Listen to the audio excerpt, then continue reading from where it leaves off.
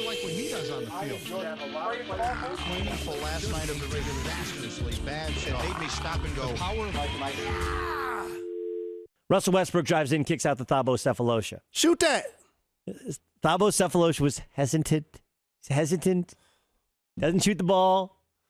He's a defensive guy. A shooting guard. He plays the off guard position. I don't think you would call him a shooting. I think you would call Russell Westbrook a shooting guard, but you wouldn't call. So he doesn't shoot it. And of course, as we point guards are prone to do, you play the point obviously in college and the pros. You go shoot the blanking ball. Yes, it happens. Right. So they come over to the sideline, and Kevin Durant says something to Russell Westbrook, and they get into it. Is that a problem heading forward? As long as they're good friends, there's no problem. As long as they have a tight-knit group as a team, there's no problem. As teammates, as brothers, as friends, the thing that makes us good, the thing that keeps us together is I can say whatever I want to say to you, and you don't take it personal.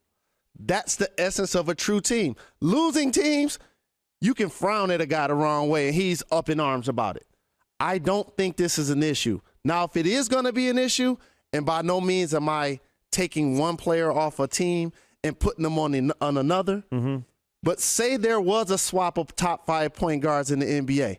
How about Rajon Rondo in Oklahoma City for Russell Westbrook?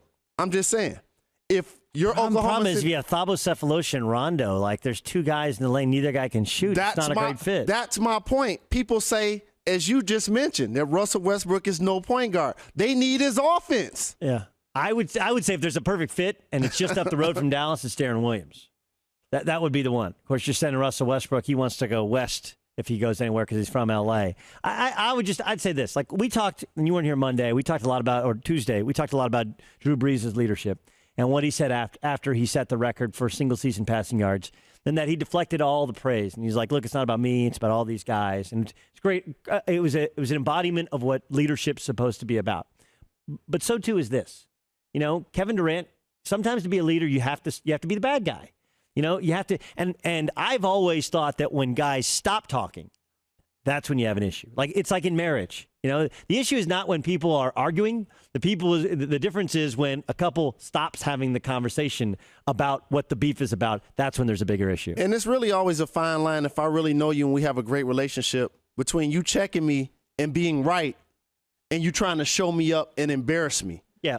And that's always the fine line you walk as a friend and as a teammate. But for Russell Westbrook moving forward and Kevin Durant, both 23 years old, both all NBA caliber performers, Kevin Durant is an MVP candidate. And for people to say, oh, Russell Westbrook gets in the way of Kevin Durant. Well, last time I checked, didn't Kevin Durant lead the league in scoring the last 2 years? He did. So he's getting his. And while each player has their flaws, and we put out Russell Westbrook's flaws, they're both young players. Kevin Durant, at this point of his career, he's not a ball handler. He probably won't get you double-figure rebounds on a lot of nights or double-figure assists, and he's not an all-NBA defender. So both players have things they can work on and work on it together. I would love to see the Oklahoma City Thunder and these two players play together for a very long time because I think they have something special going in Oklahoma City. Look, it's going to be really intriguing to watch how this proceeds moving forward. I would guess that I do think there's a fundamental flaw in the makeup of this team in that they don't have somebody that you can take the ball away from Russell Westbrook and he can play without the ball. I also think that Durant's got to continue to work on his body. I mean, he works on his game, and his game keeps getting better. But as we saw last year in the playoffs, you know, when it gets physical, you can force him further and further away from the basket, and he's never really bought into changing his body. He's changed his game. I don't know if he's capable of it. You know, there's some dudes, they can pound protein shakes and lift weights every day, and you never see their body actually change.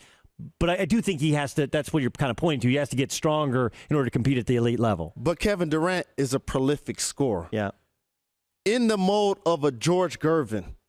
Gervin's the original, the Iceman. To me, Kevin Durant, in Lil Wayne's voice, is the remix, baby.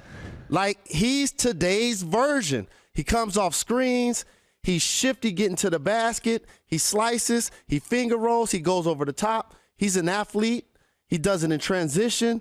He's unstoppable. No, he's had 30-plus points the first 3 games of the year so far. So back to the premise of it. Like, to me, I actually think that's really good leadership that he grasps. Now, I guess the one point that you might make, and this is my freshman year, I played Notre Dame. I played for John McLeod. Now, McLeod obviously coached, I think, 18 years in the NBA with the Suns and with the Knicks. And his thought was always, hey, being a pro as a coach or as a player, you can tell somebody anything you want, and you don't ever want to make it personal, but you don't do it out in front of people. I mean, the one thing I learned from him, and in terms of his leadership as a coach, and I don't know if it necessarily translated or worked because we weren't that talented, we didn't have that good a team, and I wanted him to go off on guys in front of the rest of the team, was I'm never going to embarrass you in front of everybody else. I might call you out, but I'm going to do so when you come into my office and close the door.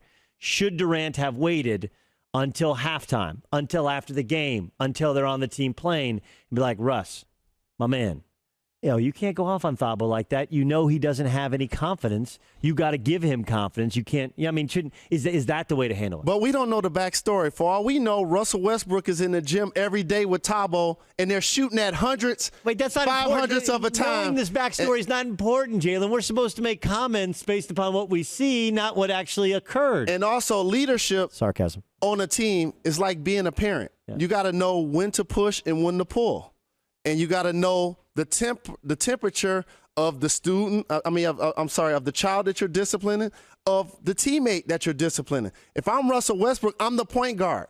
So if you're screaming at me, you're almost taking away some of my leadership amongst the other guys. On the other hand, are you stepping up for Thabo if everyone knows you're a leader and be like, yo, man, that ain't right?